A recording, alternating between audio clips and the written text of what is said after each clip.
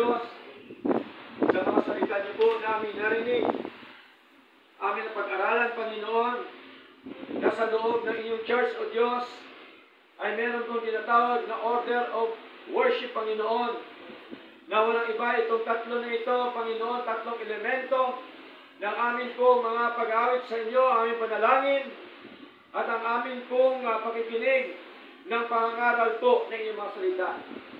Salamat po na marami sapagkat, Panginoon, dinala niyo po kami sa tama, sa totoo at tunay na paglilingkod sa inyo, Lord God. Salamat sa inyong biyaya, salamat sa inyong awa, salamat sa inyong habag sa aming mabuhay. Dahil po, kung hindi po dahil sa inyo, Panginoon, Lord God, ay hindi po namin marating, Panginoon, ang ganitong klaseng pag-aaral, ang ganitong klaseng paglilingkod, O Lord God, ang ganitong klaseng pananampalataya, Panginoon, sapagkat, Lord, tunay nga po, Panginoon, nang inyo lamang po, mga katuruan, ang siya naming paghawakan, sampalatayanan sa aming paglilingkod na ito. At nawa, Panginoong Diyos, kami pong lahat ng mga kapatid na narito, Panginoon, kami po nawa inyong patuloy na palaguin, Panginoon. Patuloy niyo po nawa kaming i-convert sa inyong mga salita. Sapagkat kami, Panginoon, ay mahina, nawa kami po patuloy niyo pong palakasin, Panginoon. Patuloy mo kaming busugin ng inyong pong mga salita. Patuloy mo kaming palaguin, Panginoon, sa amin pong mga natutunan sa inyong mga aral po, O Diyos. At nawa, ang mga aral po ito na amin pong natutunan, Panginoon, ay amin po itong maisa katuparan, amin po itong maisa pamumuhay, Panginoon, upang sa ganon ay hindi po kami madaya, hindi po kami maligaw, Panginoon. Hindi po kami, Panginoong Diyos, mapunta, Panginoon, sa mga maling aral, manapay kami, Panginoon, ay patuloy po na sa tamang aral, sa tamang paglilingkod, sapagkat ito po, Panginoon, ang inyo pong mga tunay na katuruan, tunay na kautusan, Panginoon. Nang sabi niyo po, O Diyos, turuan, bautismuhan, at turuan, Panginoon, na mga ipinag-uutos niyo po sa amin, Lord. Salamat po na marami sa lahat, at gayon din sa mga kapatid na narito, patuloy po nawa pagpalain ng Diyos ang kanilang mga buhay, pagpapalain mo po nawa sila patuloy sa iyong mga salita, pagpapalang espiritual nawa, Panginoon, ang siya niyo pong ipagkaloob sa bawat isa, Panginoon, pagpapalang pisikal, O Diyos, na nawa ang aming pisikal na katawan, Panginoong Diyos, ay palagi pong masigla, malusog, Panginoon, pagpapalang material, Panginoon, kasama po ng aming financial, nawa kami po inyong pagpalain, O Diyos, sa lahat po ng aspeto ng aming mabuhay, upang, Panginoon, ang aming mga buhay po, O Diyos, ay maging masagana, Panginoon, sa paglilingkod po sa inyo. Sapagkat ito po ang iyong pangako, O Diyos, na kapag kami ay sumunod sa inyo, Panginoon, kami po ay inyong pagpalain, O Diyos. Salamat po na marami sa inyong mga pangako na kami dapat ay palagi pong tatawag po sa inyo. Sapagkat ang sabi niyo po sa mga salita, Panginoon, sa Jeremiah chapter 33 verse 3, sabi niyo po, Lord, call unto me, and I will answer thee, and show the great and mighty things which thou knowest not. Maraming salamat, Panginoon, sa lahat. Salamat sa iyong mga pangako, Panginoon, na natutupad, at inyo pang tutuparin ang iba, Panginoon, para sa amin. Salamat, O Diyos,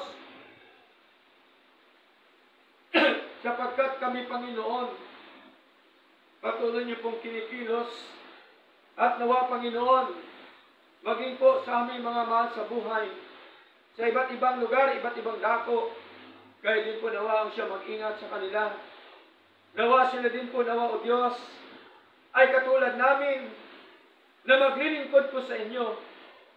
Sa takdang panahon niyo po, Panginoon, kami po'y sumasampalataya po, Diyos, na sa inyong katakdaan, sila din po, Panginoon, ay aming makasama sa paglilingkod po sa inyo.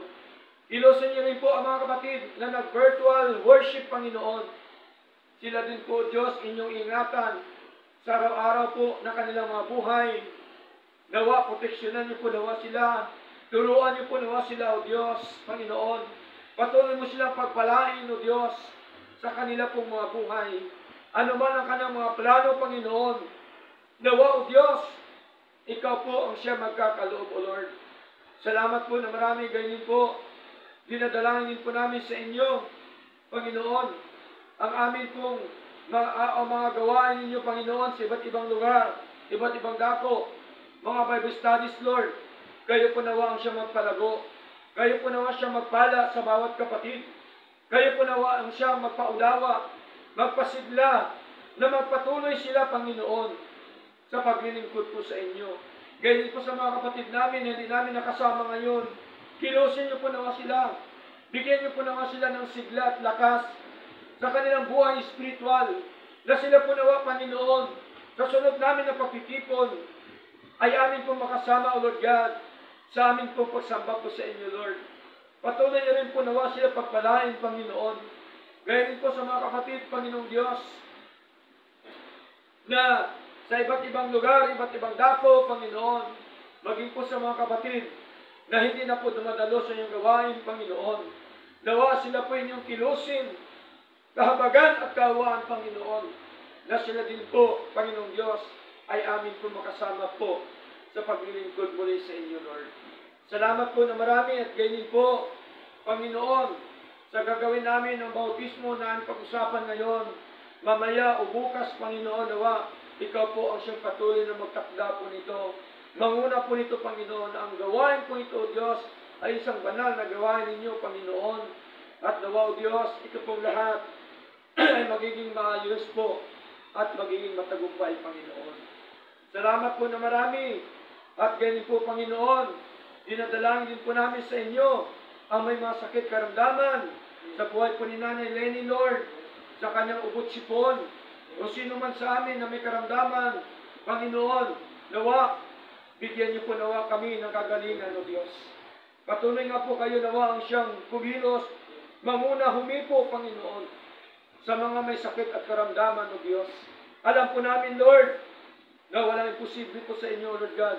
Kami po'y sumasampalataya, Panginoon, na magagawa niyo po ang lahat ng mga bagay ayon po sa inyong nais po at kalooban, O Lord God.